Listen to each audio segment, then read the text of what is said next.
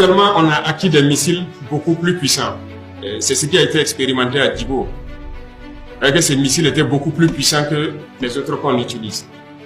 On en a acquis 2, 3, 5, 10 fois plus puissants. Et il y en a qui continuent de venir. Quand vous dites,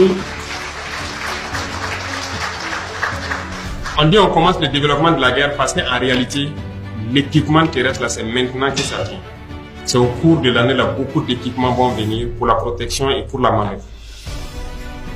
Donc la puissance de feu va s'accroître considérablement au cours de l'année. Donc les cotisations que vous voyez, rien que les petits missiles, ça ne suffit pas. Mais comment on fait pour payer les VDP? Comment on fait pour les équiper? Comment on fait pour équiper le reste de l'armée? Est-ce que vous savez? Mais c'est les ressources du pays. Ça veut dire qu'il y a eu quand même une gestion rigoureuse des ressources. Sinon, nous aussi, on pouvait aller créer des comptes offshore, transférer les milliards là-bas, et puis dire qu'on fait la guerre. Mais non, on a voulu tout faire dans la guerre. Les pays étaient capables de faire la guerre. Ça a été mal géré. Ça, il faut le dire clairement. Et qui le veut, on va le démontrer. Rien que le matériel de protection et les armes individuelles, c'est pas du jeu. Et tout ça, ça a été payé, non?